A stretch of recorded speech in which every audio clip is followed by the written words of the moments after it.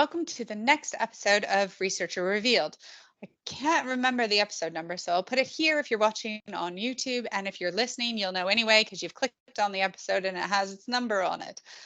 On today's episode, we have Professor David Richards joining us, and he is a professor at two different universities, one in Norway, the Western Norway University of Applied Sciences, as well as an Emeritus Professor at the University of Exeter. He is renowned as being one of the top 200 health services researchers within the UK, and I just can't wait to dive into how he came into research and how he's grown his career from the very beginning up to now, and what his current passions and where his research is taking him at the moment. I hope you enjoy.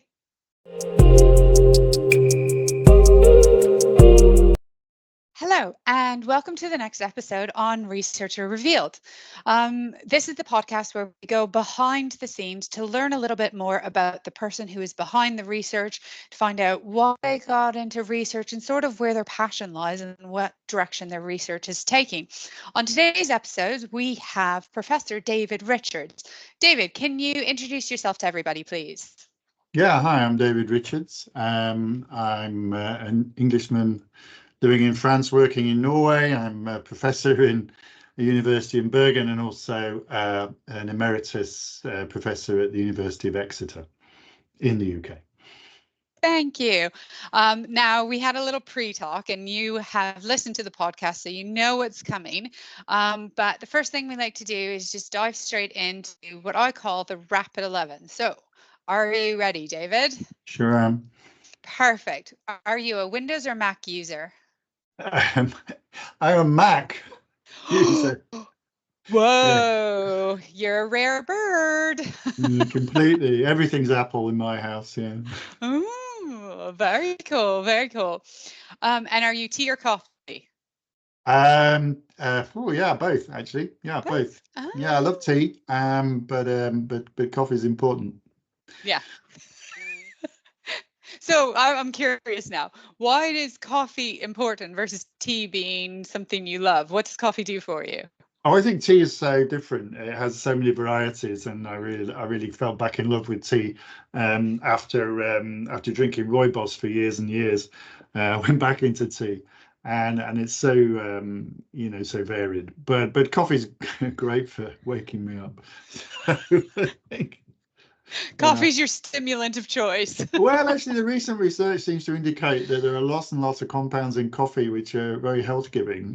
So even a decaf. I've just had a pot of decaf, so that I have to keep my blood pressure and so on and heart rate down. So decaf's equally full of all that good stuff. Oh, very cool. Excellent. When you are writing or working, do you like to have music or sounds in the background, or you has to be quiet space? I can tolerate sound, but I prefer quiet. You're a quiet fella. Okay. And where do you tend to work? At home, or do you have an office that you go to? No, since the pandemic, I don't have an office. I have, well, I have an office, but it's in my home. Yeah. Okay, cool. And what time of day would you say that you're most productive? First thing in the morning and last thing at night. Okay. Middle of the day, do you get a siesta? Yeah. Well, seeing as you said you were living in France, that's close enough to the Mediterranean to get a siesta, isn't it? Depends where. No, I don't. I have a great night's sleep, so I don't need it. Fair enough. And what is your favorite referencing management system? EndNote. EndNote. Man after my own heart. I'm an EndNote. It's the only one I know. It's the only one I know. I mean, it has its foibles, but it works pretty well. Yeah. It does. I think my favorite thing with EndNote is a lot of people don't realize that you can actually build your own custom referencing thing. And so like, I'm sure you've come across that. You go to like a journal and they're like, oh, we want you to use Vancouver, but we want you to change these 5 rules. Absolutely. What is that about, by the way? I know. It's actually, I found it more useful now because you come up with a short list of standard at Vancouver or Harvard or APA or something, but you can actually download the journal's very specific things. We And want you to. I only recently discovered that, and that's really helpful because, you know, instead of like you were just saying, it's quite tedious to do that. Generally, it gets it. It's got a lot better. Yeah. No, I agree. Cool. What about when it comes to making your figures, your graphs, your diagrams? What is your favorite tool for that? Yeah, Excel. Excel. Excel for Mac. I use SPSS for analysis, but I don't like their graphical interface. It's horrible. So yeah, I go with Excel for graphs. Fair enough. Fair enough. I'm the same. I have a love-hate relationship with SPSS, and a part of me really wants to be clever enough and ambitious enough to teach myself how to do R, but I just I start and then I very quickly get discouraged and then I give up again. Yeah. I don't know. Most of my statistical friends use Stata. I've never really got into that. I don't know what that can do. They laugh at you when you say I use SPSS. They think it's some kind of, you know, amateur version of what is proper statistics, and they're probably right. They're probably right. Anyway, what about when you're sitting at your desk working? Are you a snacker or do you not snack? No, I don't. No, I take You breaks. Yeah, okay. if I'm going to take a break, I take a proper break. Yeah. Okay, fair enough. So no nibbles at the desk. No. Oh, I admire that self-control. When you're planning or organizing, so whether that's for like a big new project, whether that's your professional life, are you a pen and paper person or are you a digital organization tool?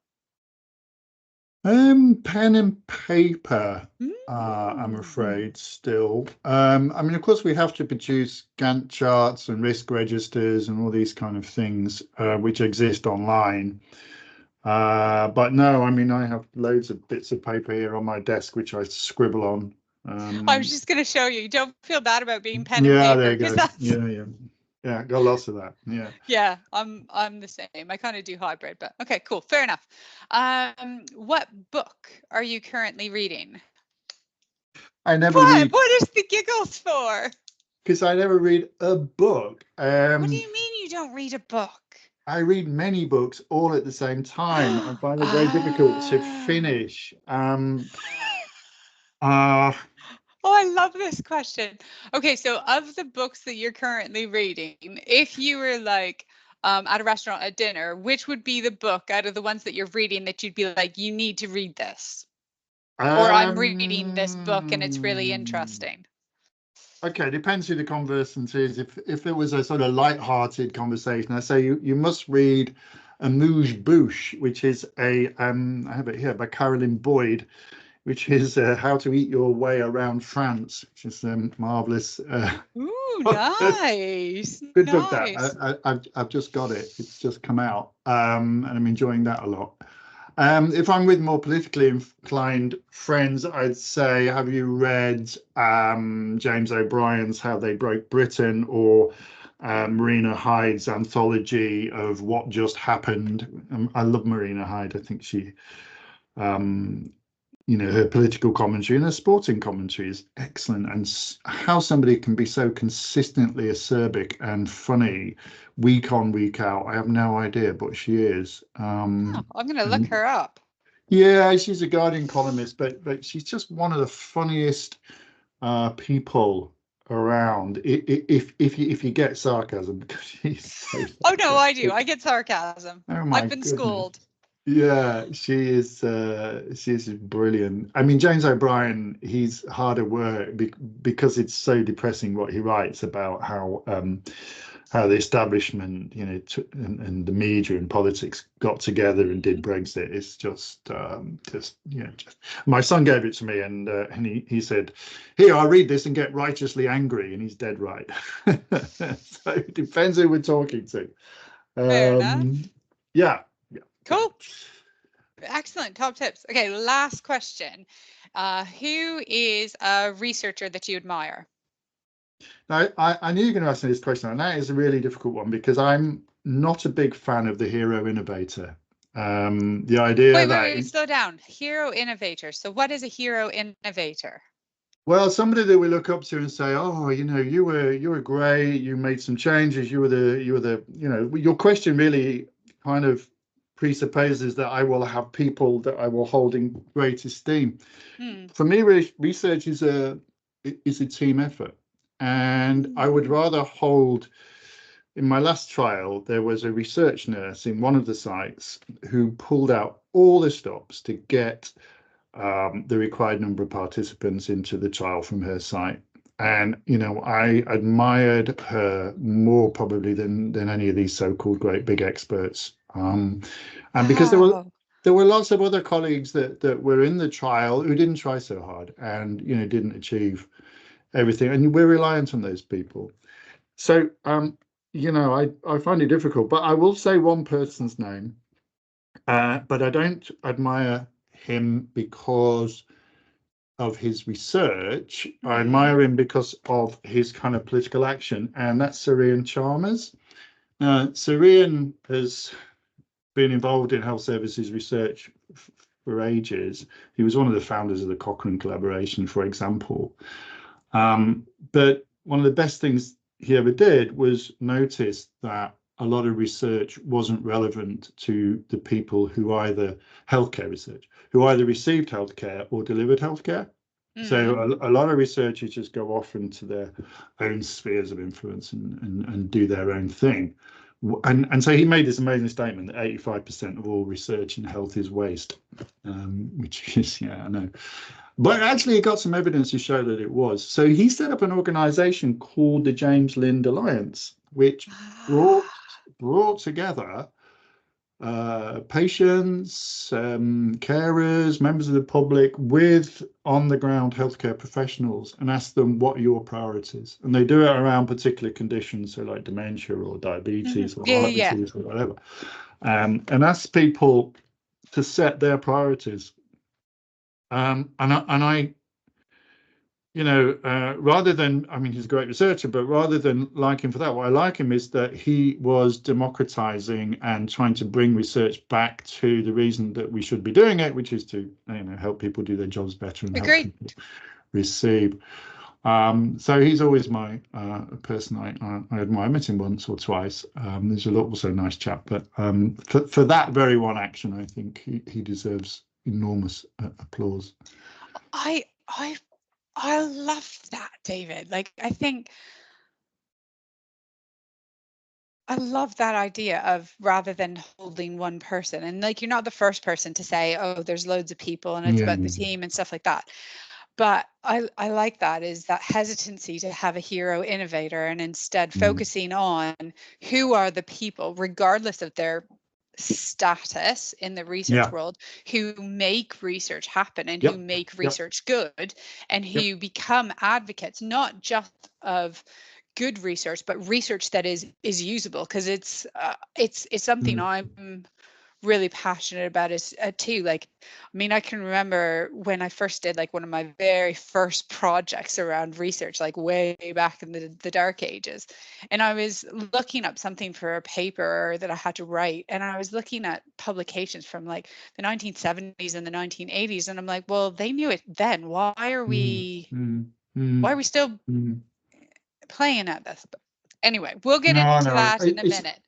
It is a massive team effort, and I have probably more respect for the trial managers, the research, the postdocs, the research fellows who work very hard to meet the various objectives of the research, and their names will appear, way down the list. But actually, they're the most important people. Speaking to the choir there, being an ex-research nurse and a postdoc myself. You know the thing. Yeah, that's right. We know it. Right, we're going to put that on a shelf because I want to come back to that idea of how we can make research more sustainable and make it more applicable. But first, tell us about your journey into research. Like, you're a nurse by background, so how did you end up as a researcher? Yeah, so quite a long tale. I hope I won't bore people, but I am 65 after all. So it's took a while. No, I was a nursing assistant in a old red brick asylum, and decided that I wanted to train as a mental health nurse. But I chose not to train in that particular asylum because on my first day I'd be given a big chain with a bunch of keys and a grey suit, and didn't feel that that was what mental health nursing should be about. So I went to another. I got a place in another hospital, which had a different attitude, which was something called the therapeutic community. And the idea of a therapeutic community was that people who are patients have a say in how things are done rather than have things done to them. So you will understand by the end of this interview that these kind of political principles are quite important to me. So yeah, I trained there, and it was great. Certainly better probably than the kind of work I was doing as a nursing assistant. But then I came across a guy with some superb clinical skills. He became a very good friend of mine, who had trained at Maudsley as a nurse behaviour therapist. I knew nothing about science at this point, by the way. This was about nursing care, and he had just some fantastic skills. So I thought, well, I'd like some of that, please. So I applied for it and got the job, got the course at the Maudsley to train as a behaviour therapist, and it was really quite eye-opening, because at that point was the first time I got actually exposed to science. Oh. So I don't, I mean, many nurses of my age will tell you this, that you get trained in theory, principle, dogma. None of it has any kind of basis in science. And, I like the idea of a therapeutic community in principle, but when I look back on it now, we were just imposing a different worldview. It was no different from the asylum. We were still imposing. People got dragged along to community meetings. People got dragged along to therapy, which the nurses were convinced was good for you. So this idea that somehow patients were able to organize their own lives and have a meaningful say was only possible within very strict confines of this ideology. And so I went to the Maudsley, and I not only got taught fabulous clinical skills, and I thought, why didn't I get taught this in the last 3.5 years or 3.25 years as a student nurse? But also got shown the fact that what I was being taught was based in some scientific knowledge, that there were mountains of studies. Well, I'd never heard of an RCT or an uncontrolled trial or an observational study. Nobody had taught me this, and this seemed to me really important, that this was a way of getting that knowledge to ordinary people. So ordinarily, ordinary people are dependent on the expertise of professionals. You've got an obsessive compulsive problem, or a phobic problem, or a deep depression, and you present yourself to somebody who knows more than you about this. Unfortunately, most of those people who will, and certainly at the time, psychotherapy and psychological therapy was owned by a set of people who had very distinct certain beliefs, which weren't based on any kind of science. And it seems to me that the great advantage of what I love about science, but you've got to be careful, is that ordinary people can access knowledge rather than be dependent on that being filtered through a professional elite. And we were nurses, right? We were nurses doing psychological therapy. Nobody had ever believed that this was possible. The guy who ran the course was a psychiatrist called Isaac Marks, and he got written about in his own professional journal. He said, training nurses to be therapists is like training lorry drivers to be airline pilots. I mean, this was the attitude of psychiatry. Yeah, I know. You can look like that. It's a horrible quote. What? What year Yeah. was that in? Oh, when was it? In the late 70s. Actually, Whoa. the guy who wrote it is a guy called David Goldberg. Is a very good psychiatrist, a very eminent psychiatrist who, in the end, retracted that statement, but as a younger person. And you Yeah. can look it up. It's in the letters of the British Journal of Psychiatry. I did. I went to the library and I found this quote because I was so incensed. But that sense of, the power dynamics in clinical practice also exist in research. Like, you're too stupid to do research. You're too Yeah. stupid to understand research. Yeah. This kind of nonsense. And I know there's nothing perfect about science at all. It can be, stolen by elites, but there is the possibility always in science that ordinary people, can make decisions based on data. And I always thought it's my job to collect data and make it available for people like me and anybody, basically, so that you're not dependent on this knowledge coming via a professional elite filter, which is, I think, where we were before science became more accepted. Anyway, I see science and politics as absolutely entwined. I don't see them as any difference. The idea of objective science is nonsense. All science is subject to political interference and values statements. Yeah. I don't disagree with you. In my own PhD, I kind of did like this really deep dive into self-care. And I don't dispute that self-care is important. That's not up for dispute. However, the political decisions that were made around the importance and the role of self-care and how professionals would support individuals to become experts in self-care, that I have a bone with. Yeah, me too. Yeah, I totally agree. I get really cross when people talk about self-care as the savior of the health services, and think, what do you think we're doing all our life? We're caring for ourselves. I don't need a professional to tell me how to self-care. Thank you very much. And because it's always this split, isn't it, between it's either one thing or the other. So, like, either we go into hospital and just sit there and go, please look after me, or we go home and look after ourselves. I mean, it's far more complex than that. I agree. I'm sorry, you've done a PhD in it. Why am I telling you that? Sorry, Rosalie. No. But this is the thing: is I think our views on it. How do I say this? I think our views on it is a view that is different than most clinicians. And I think that is down to, in general, clinicians, and I wrap everybody in that. So doctors, medics, AHPs, pharmacists, blah, blah, blah, blah, blah. Being told that the governmental policies around healthcare provision are evidence-based, and I use those quotations properly for everybody out there listening. I did air quotes around those terms.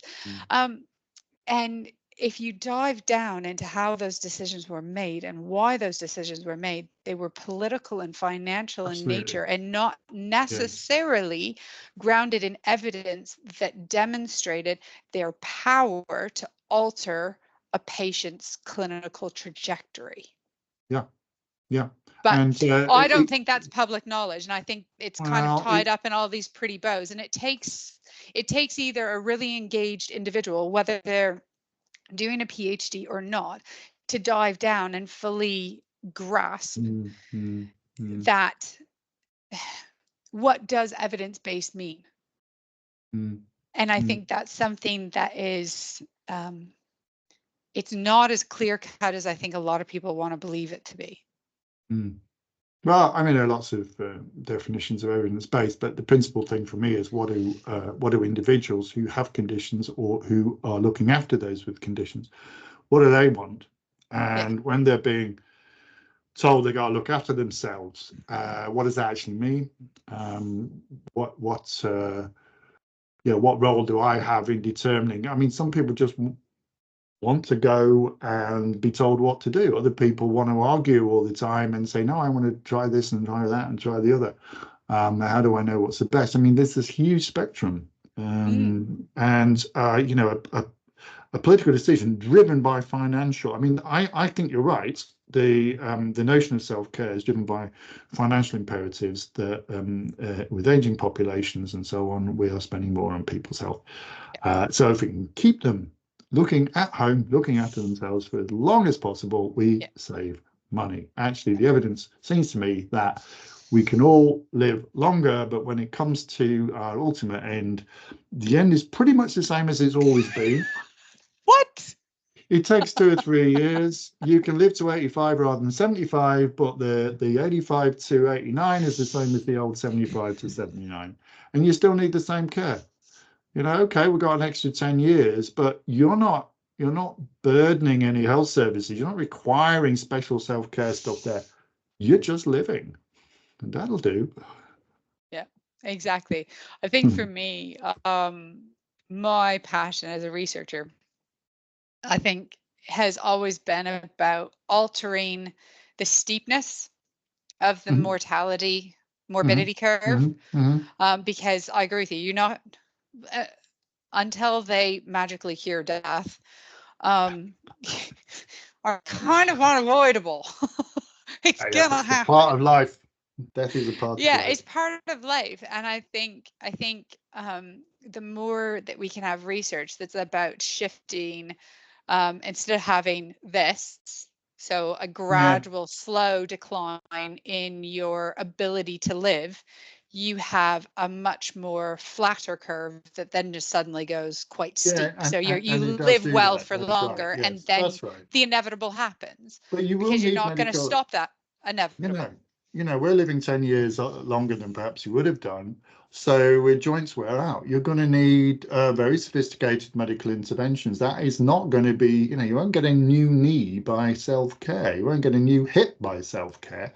You've got to get that fixed with expensive medical intervention. So this idea that self-care is somehow going to sort us all out, I think, is one of those aspirations, political aspirations that really needs challenging.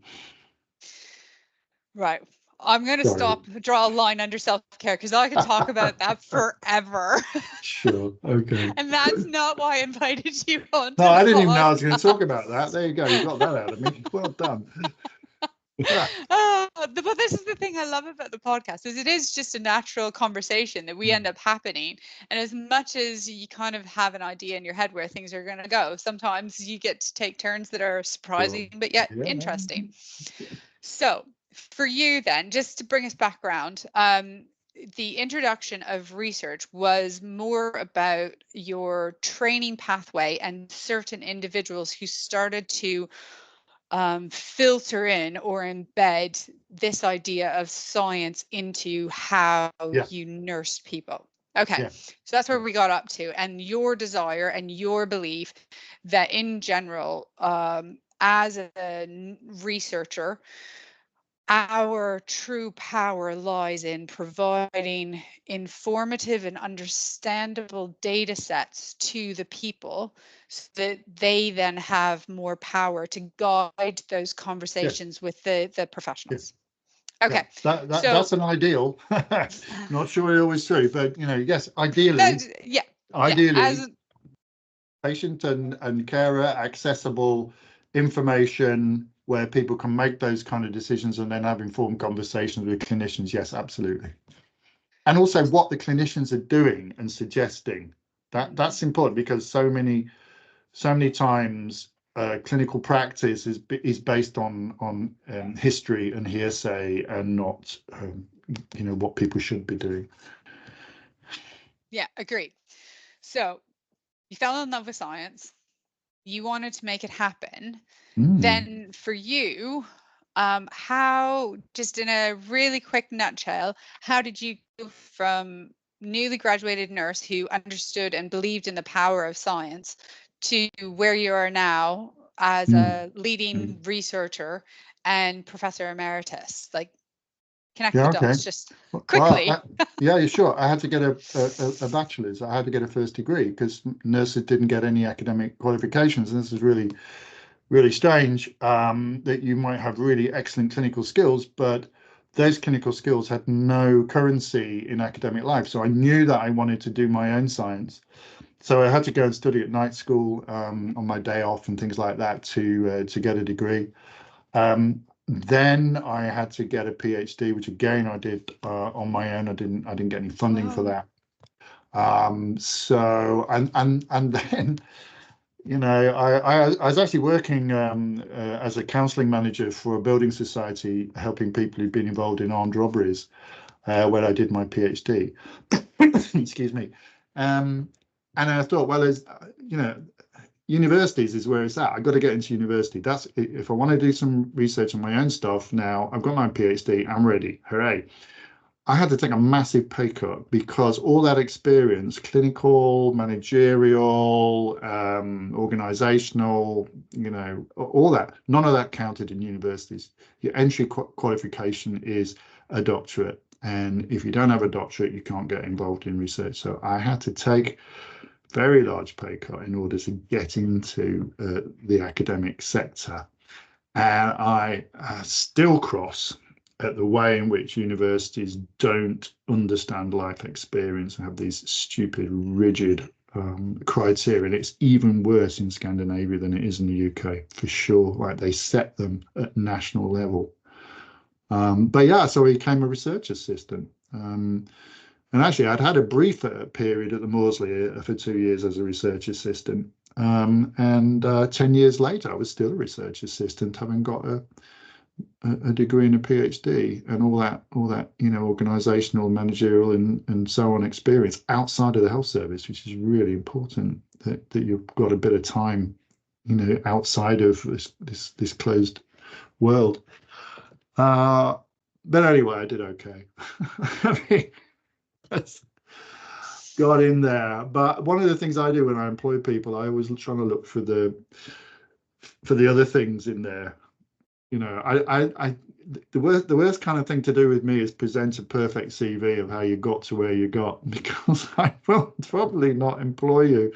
I'll employ the person who's taken a divergent path, because I think they probably bring more to the table than people who've just done the ordinary. I know that's not entirely 100% true, but yeah, some of my really most exciting, I suppose, use the American term, hires have been people that I've taken a punt on because I could see that they had something about them. I like things like loyalty to where you live. I've certainly employed people who are, and that's really important, isn't it? They're going to have families and caring responsibilities, and I mean, getting people from all over the world to come and work in your environment is equally important. But I actually like people who are committed to their environment and their place. Yeah, so I made it in the end and became a professor at Manchester, and then York, and then Exeter. Thank you. It's so encouraging to hear some of the stuff that you said there, having like so I'm sure you're aware of this, but in the UK, there's a real focus on the clinical academic pathway at the minute. And while there's good support while you're doing your PhD, there's quite a big black hole. Fall off a cliff, right? Yeah. Good luck. Yeah, no, that's right. And like the NIHR are trying to bridge those gaps now. But it still requires, like, so the NIHR bridges still require you to have a NHS or university home that is going to be supportive of that. Yep. And that isn't as easily accessible and universal as I think the NIHR like to believe. So it's really, like, for me, it's really encouraging to hear that there are people out there who similarly had to take a bit of a circuitous route and that they still made it work. So from me anyway, thank you for sharing that, because I'm currently sitting in Norway because I couldn't progress my career in the UK without changing. So I could have, but I had to change my speciality, likely move my husband, and in the UK versus Norway, there was more openness to me working remotely, even post-COVID, and so hence I'm here. Anyway, so that's how you became a professor. The next question that I want to dive into is, what research do you do? So you've already given a few hints around it, that there's themes around mental health, there's themes around people with felony backgrounds, criminal backgrounds. That's the word I was looking for. No. Oh, I thought you said you were working with armed robbers. Yeah, no, I was working with the victims of armed robbery. Oh, the victims. Sorry, I missed the victim bit. Thank you for clarifying that. That's okay. So more mental health themes, and also from having a quick sneak peek at some of your publications, some themes around nursing practice as well as around sustainability. So just talk us through your passions and your areas of interest in research. Okay. Yeah, so what we now call common mental health problems. I've never really worked with people with serious and enduring mental illness. I mean, actually, things like obsessive compulsive disorder and depression are, of course, serious and enduring, but that classic difference of bipolar disorder and schizophrenia and things, I've never really worked with those. I work with the kind of people who are like you and I, and lots of people we know, who are highly likely to experience anxiety and depressive disorders. And initially that was set off having been a psychological therapist and then moving into academia, wanting to improve the evidence base for those kind of interventions, particularly in depression. So and the second thing, again, which is about making those things accessible. So there's no point in devising yet another more complicated psychological therapy that takes longer to deliver, which means it takes longer to train people and you have fewer people receiving it. So I was heavily involved in the, well, I was an advisor to the Department of Health for 3 or 4 years. We developed the what we call low intensity, but basically the high volume service that was at the backbone of the Improving Access to Psychological Therapies system in the UK. And that was really trying to get as many people as possible access to, I wouldn't say basic, but some fundamental evidence-based strategies that they could use to assist them in their mental health journeys. And again, that goes right back to that first, 1986 experience of comparing behavioral psychotherapy with other forms of psychotherapy, where people have to be signed up for years and there was never any evidence of success anyway, compared to something with a science behind it. And we did that with depression and anxiety, and set up a whole system to try to get more people in through the door and to get some reasonable outcomes. And again, it's the same principle. It's about giving people access to precious knowledge and techniques that your traditional psychotherapist or psychological therapist keeps to themselves, and just allows to appear organically. So yeah, that if you want to, I wrote a lot of stuff in my early career about improving access to psychological therapies with a very good colleague of mine called Karina Lovell, and a small group of people in Manchester and York. So we worked on a big trial, the biggest trial in the UK, one of the biggest in the world, of collaborative care, which was about, I led that. I was the chief investigator. And then collaborative care is just about making the organisation of care better for people, so that specialists and generalists link up And that was kind of at the basis of the improving access work. So some people call it guided self-help. Maybe that's a bit like self-care, like you were talking about. But you know, the idea that for some people, and really some people, you give them the principles and you just say, look, you know, this is why you're feeling what you're doing, and if you do this, this is going to happen. Try it out. Let's see. And some people just run with it.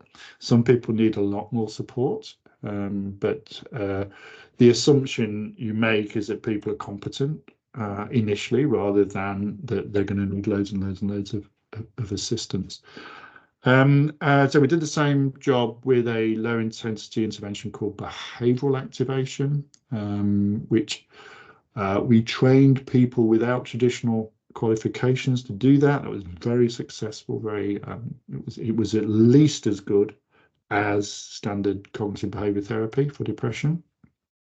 And then when the mid-staff's inquiry on failures in fundamental care came out, I thought, you know what, I'm a nurse. I got good research skills. I'm interested in what we call complex interventions, which I think most nursing is.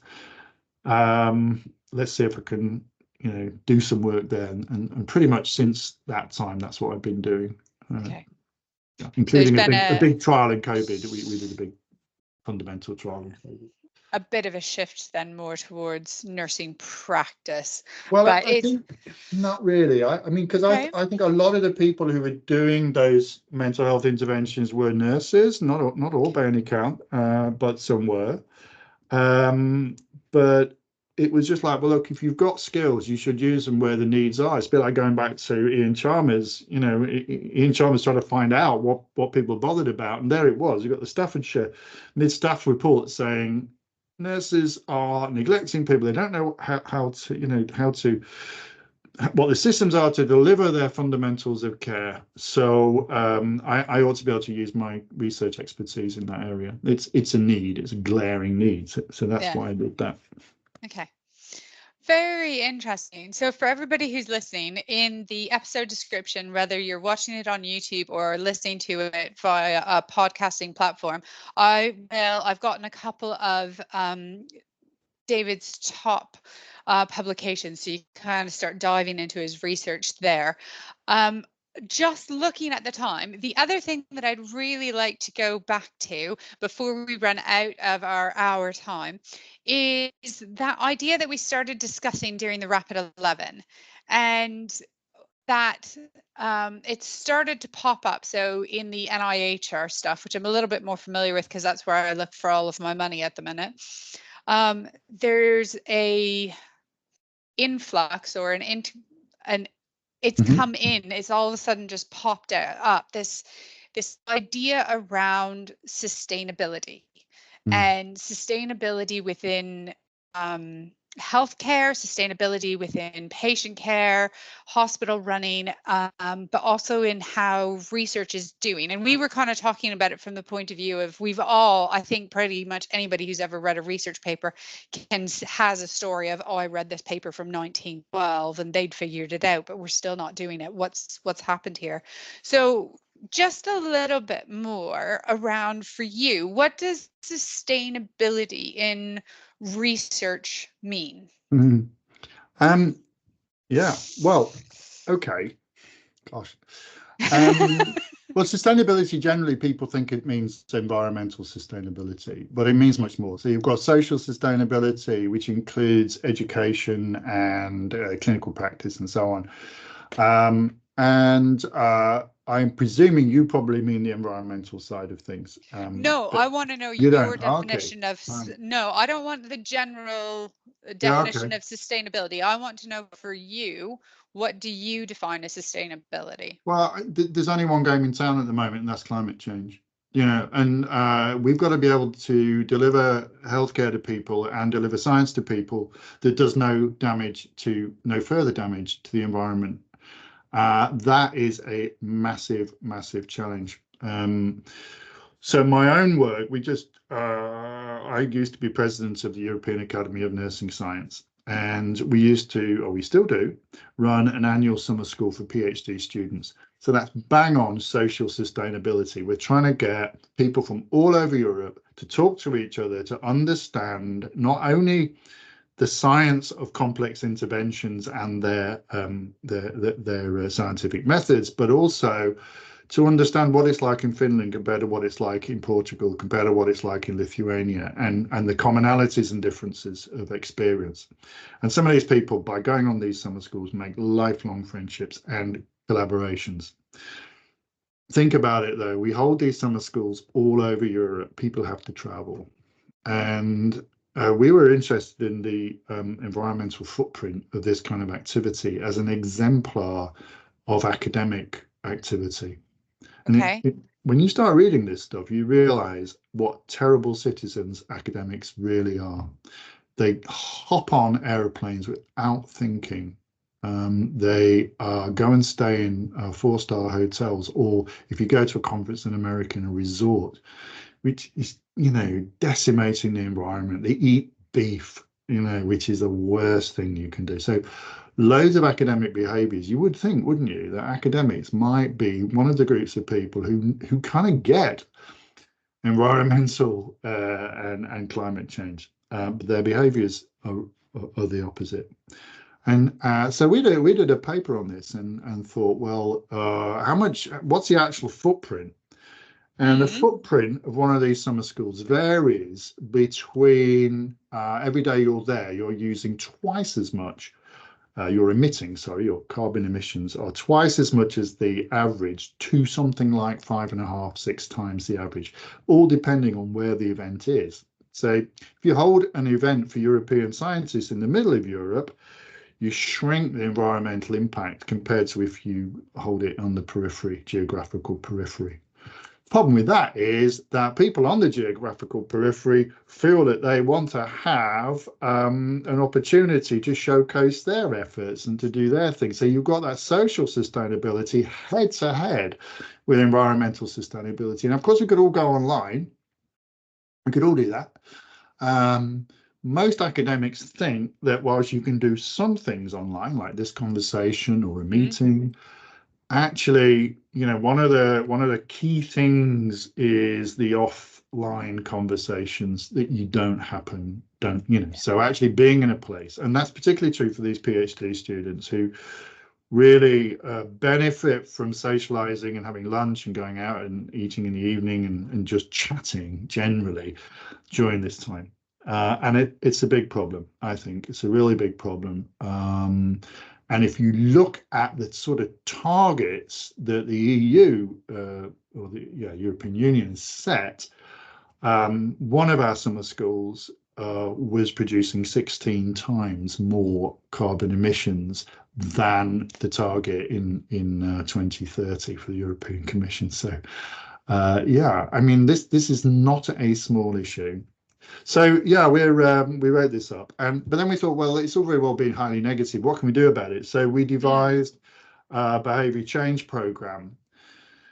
When people talk about climate change, they say, well, what can I do? It's not me, it's the big companies, it's the mining companies, it's the oil companies, Well, yes and no, because every time you don't go on an aeroplane, what you do is you reduce the demand for those aeroplanes, and so the airline companies run less planes if enough of us did that.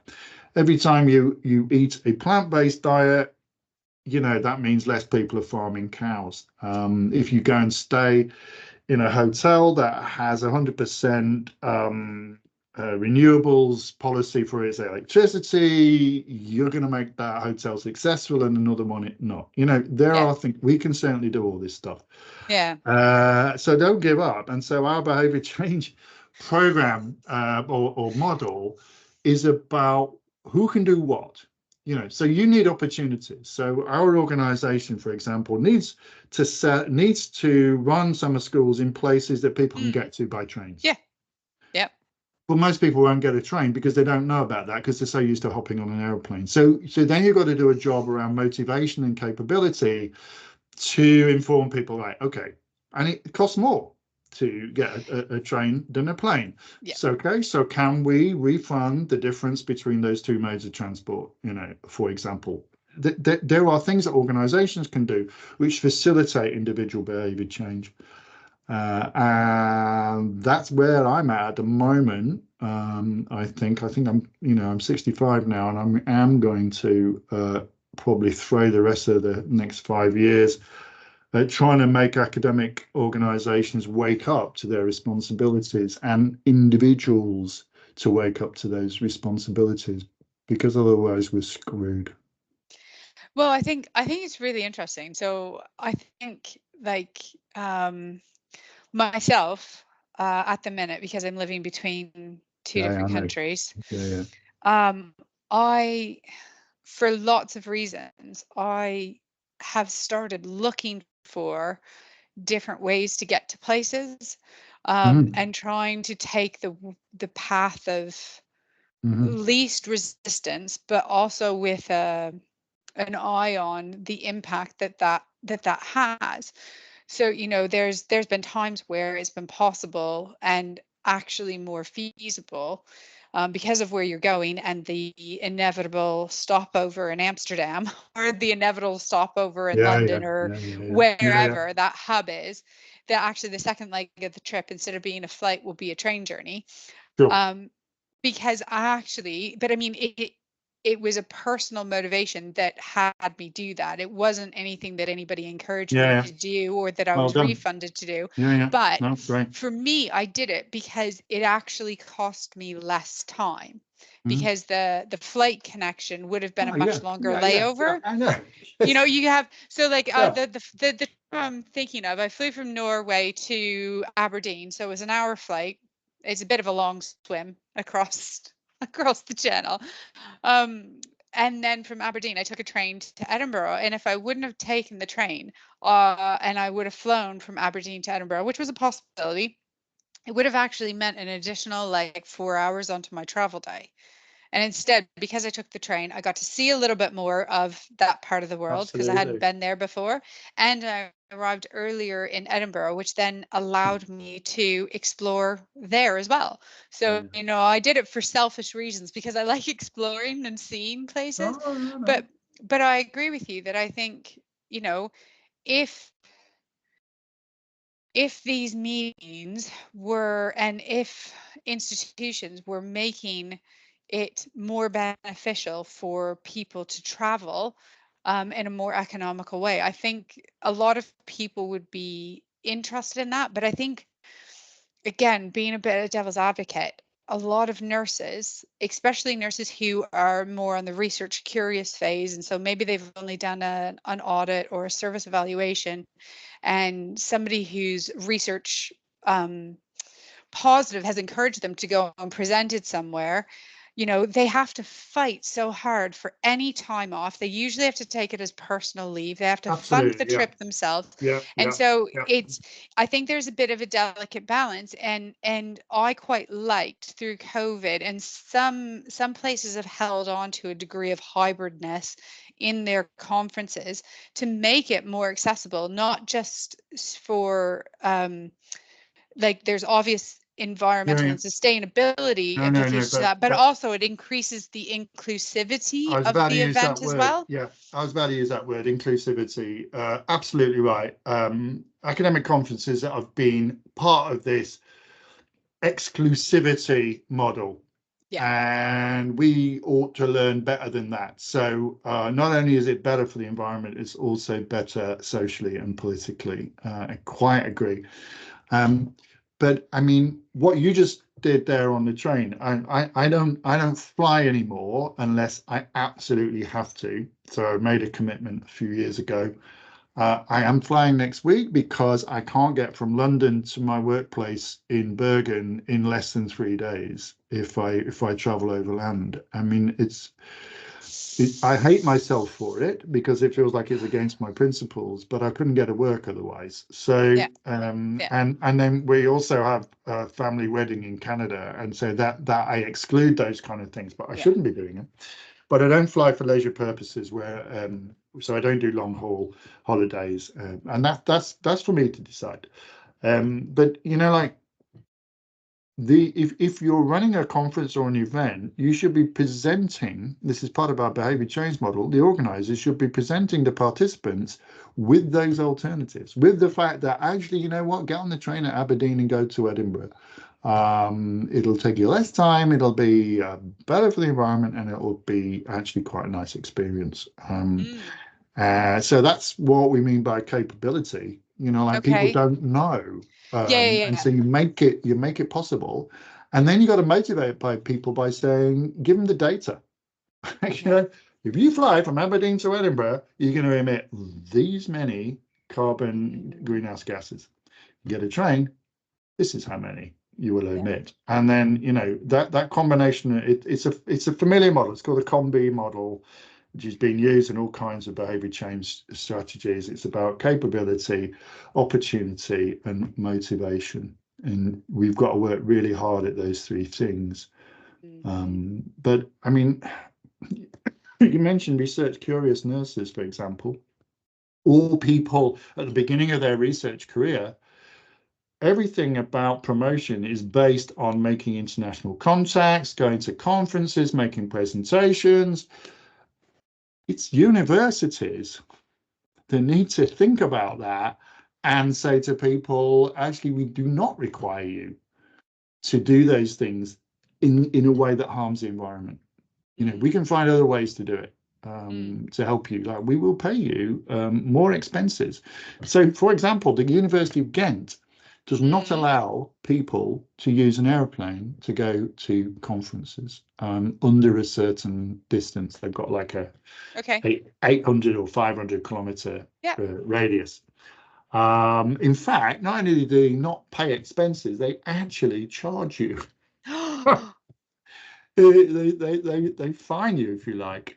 Now that's all very well, because of course the people with more money, like the professors, will just go, yeah, sure, I'll take it, and it's the young researchers who can't. So I don't necessarily agree with that strategy, but I get where they're coming from, and they're really trying to change behavior. They're just using the wrong strategy to change behavior.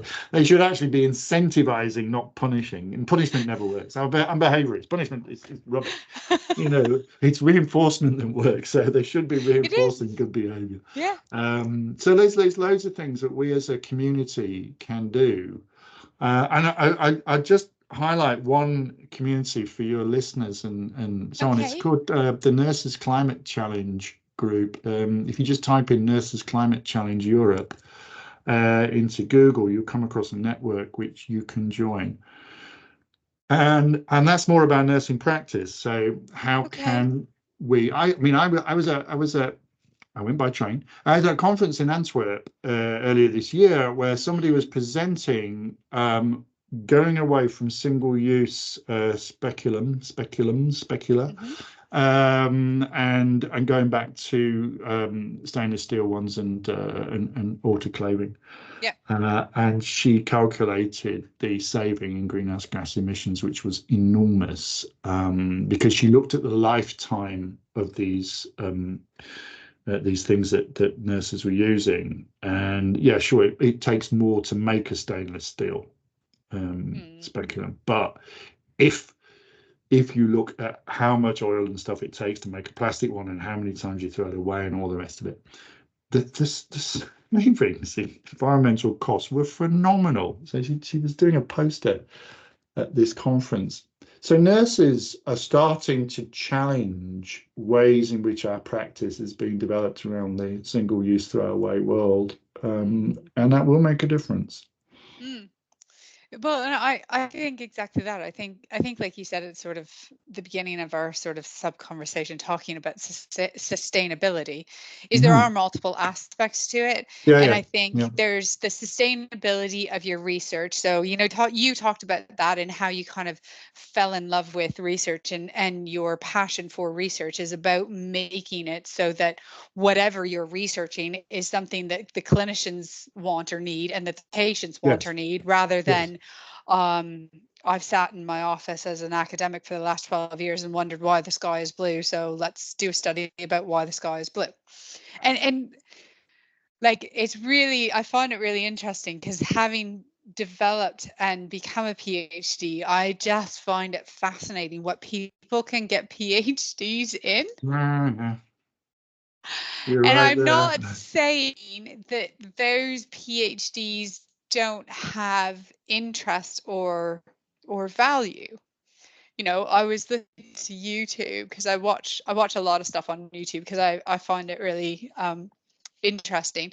And somebody has actually done a PhD on trying to better understand the garbled radio transmissions on like historical events. And like they picked a specific event in purpose, but they're trying like actually trying to unpick the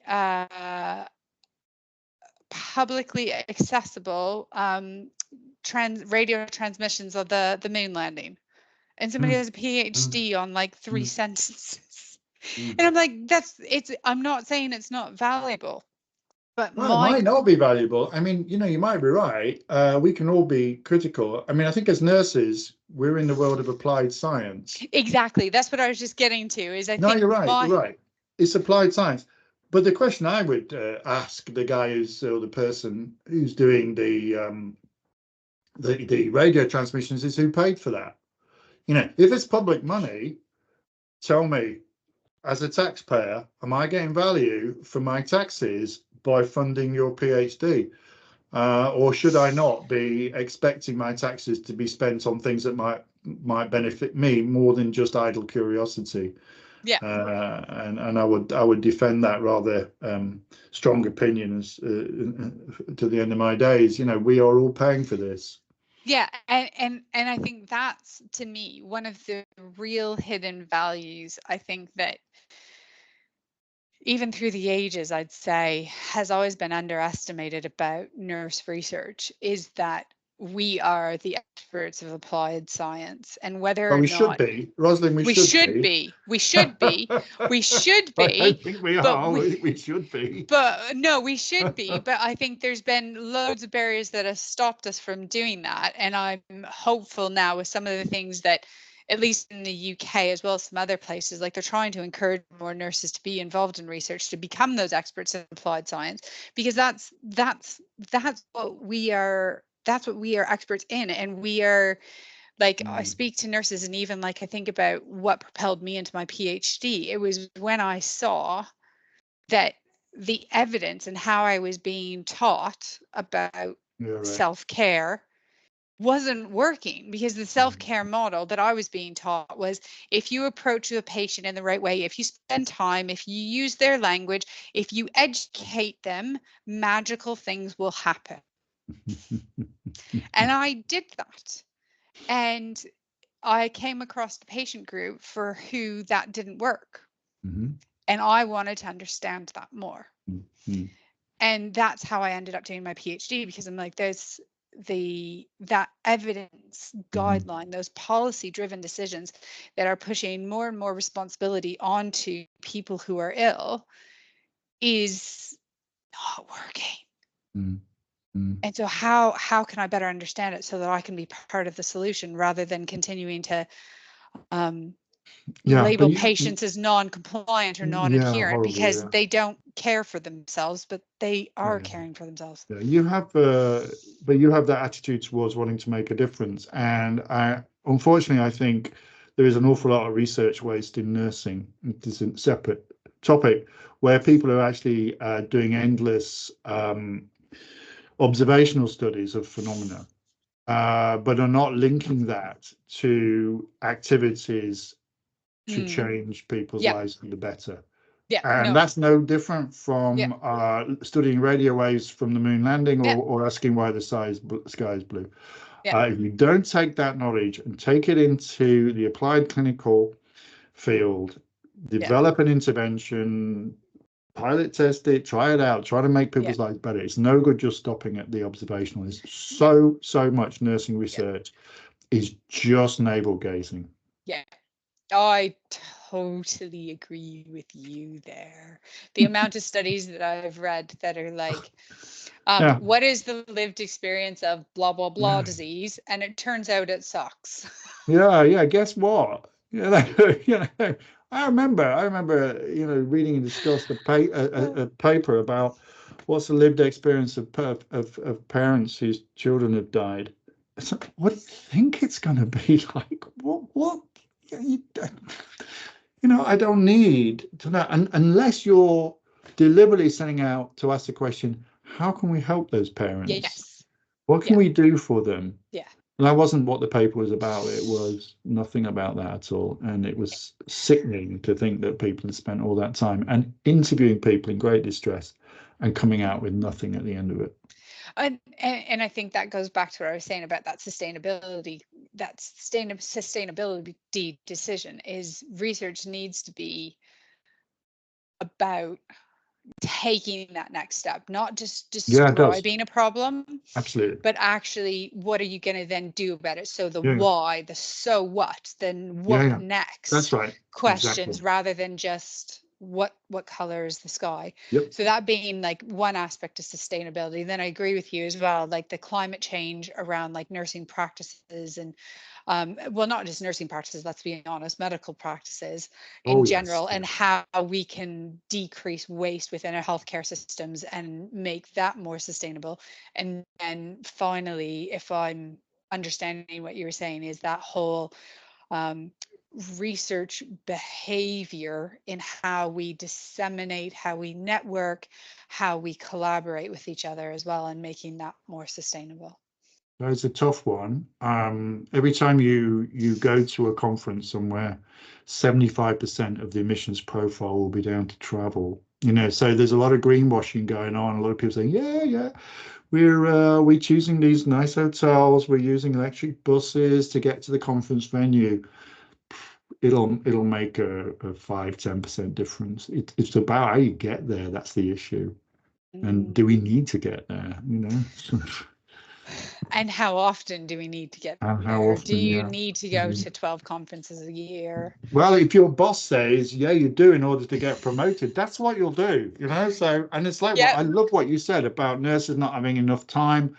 Their boss says, no, I want you back on shift on Monday morning. So you can't take the 2 days to get back. You've got to fly. Yeah. That is really part of the institutional problem. And that poor nurse can't really do anything about that if that's what they're being asked to do. And I mean, that's assuming they actually get the permission to go. Usually they don't even get that far. Let's be honest. No, that's true. Anyway, I'm conscious of the time. It has flown by. I've so enjoyed our conversation today, David. One last thing. If you were giving somebody the top tip as a either new person starting down a research journey or somebody midway along the way, what is the best piece of advice that you would give them? Get a mentor. Okay. Absolutely. Who should that mentor be? Seeing as we've got this anti-hero. It should not be your manager. It should be somebody from outside your current setup who is the kind of person you want to be. And then you look at that person and think, yeah, I'd like to know how they got there. And I act as a mentor for somebody who's exactly that position. So, and I was mentored, actually not by somebody external, somebody internal, but a couple of people, a couple of very senior nurses who really helped my career. So, get a mentor who you can discuss professional development with, not teaching schedules or those sorts of things that you might, or rosters or something if you're working clinically. Nice, I like it. Thank you very, very much for your time. Thank you for My joining pleasure. on Researcher Revealed. And I look forward to hearing about more of your research around sustainability as time goes forward. Thanks so much.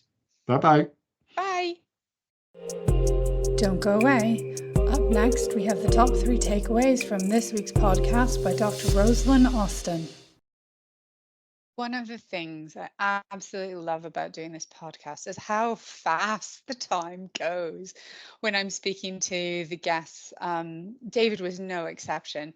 I can't believe how much we packed into a short hour, from finding out that he doesn't eat any snacks, to that he doesn't have a research hero, all the way to his current passion in research, which is about exploring how our behavior as researchers might be affecting climate change, and things that we might be able to do, and things that we need to ask our governing bodies and the people who put on the conferences to change in how we access those opportunities.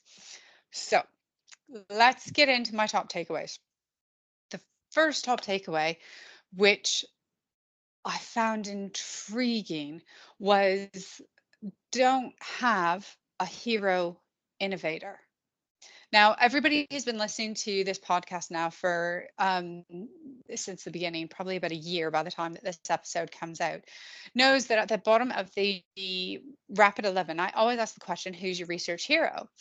And yes, there's been other people who've said, oh, I don't have one, I have many, blah, blah, blah. David is the first person who really unpacked that a little bit more and has actually encouraged us as researchers to really think about who it is that we choose to be our heroes. So do we choose somebody who is a hero innovator, and because, you know, like David, he's within the top 100 researchers in the UK, or maybe even somebody who you worked with or you supervise or things like that.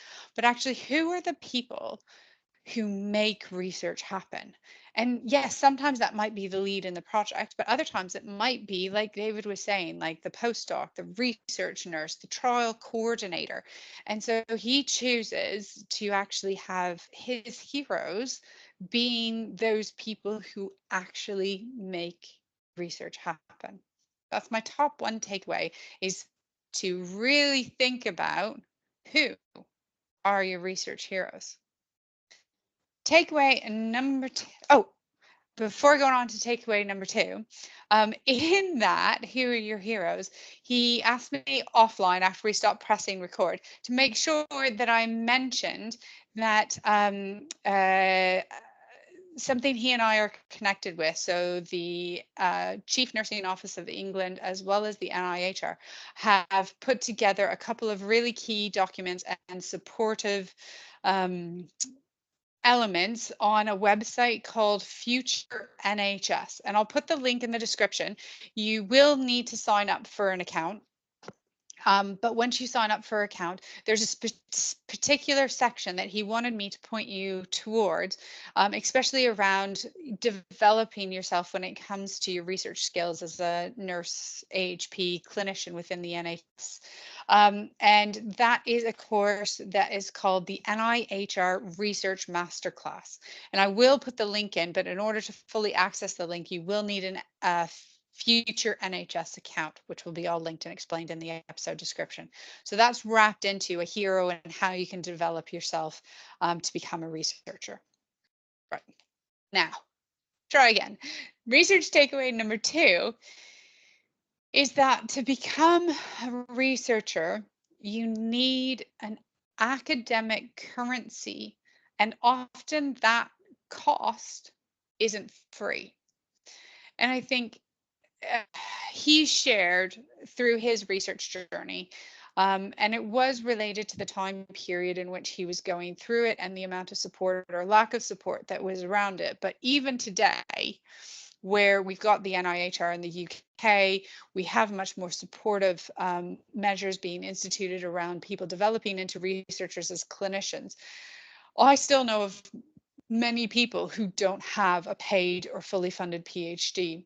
And I think it was a really key reminder that whether or not it's because you self-fund your PhD, or whether that's because you have to take a pay cut in order to progress your career as a researcher, especially post PhD, and that gap between clinical experience and academic experience, which he talked about in the podcast, but that along the way into becoming a researcher is that there is a cost, and to have academic currency and to be able to become a researcher, that there will be costs along the way that you have to incur, and whether that's funding, whether that's time, whether that's moving, whether that's, you know, there's lots of ways that that can cost. But just a gentle reminder to all of us that you have to pay the price in order to become a researcher to some degree. third, which I personally liked the most, is that there isn't a need to have a perfectly linear pathway. And the more I reflect on it, the more thinking back on some of previous episodes, people have kind of hinted about it, but he was the first one who really started to dive into the idea of to become a researcher as a clinician in healthcare or even in health sciences research, because we've heard some other people. The path isn't necessarily linear. And that now that he's in a position of power and authority and is hiring people, he actually purposely looks for people who have a more interesting, or to use his word, divergent pathway, because he feels that those different experiences actually will add something to that individual, meaning that they'll bring that little bit more to his team. And whether that's in strength, in perseverance, in their networks, in their skill sets, but that actually by taking a different journey, you can become a stronger and more interesting researcher. And for me, I think, given the differences in my pathway already, I found that really encouraging. And so I just wanted to highlight that and share that with all of you, because I know quite a lot of you have reached out to me privately and have said, it's one of the things that you're really enjoying about the podcast is how I'm highlighting how different everybody's journey is. So, just take refuge in that difference may not be a bad thing. And actually, for some employers, they may actually look, or potential like chief investigators or funders, they may actually look at those differences as a really powerful and valuable thing. So keep going. You can do it. That is it for today. I kind of had another takeaway, but I'm going to leave the question at the end, and I'm going to let you decide what you think about answering the question and what you took away as the strongest point that we should be thinking about when it comes to research and sustainability. So yeah, tell me in the comments, preferably on YouTube, what do you think sustainability is? David talked about 3 different types of sustainability, but for you, what does sustainability mean? And how should we be incorporating that into research? Leave a curious question for you. Right, that's it now. This episode's a little bit longer, but I hope you've really enjoyed it. I really enjoyed speaking with David today. He was so open and shared quite a lot about his own experiences. And there's some points that I found really, really valuable. So I hope you did too. Do remember, like, comment, and subscribe on YouTube to help push the algorithm out. I don't really get anything from it because I'm not there yet on it, but it does help push it so that it gets put on more random people's feed. And also, feel free, if you're listening on a podcasting platform, to follow, subscribe, leave a review to help just, again, grow the podcast so that I can see that you're all out there enjoying it. Thank you so much for tuning in, and I will see you again in another 3 weeks. Thanks. Bye.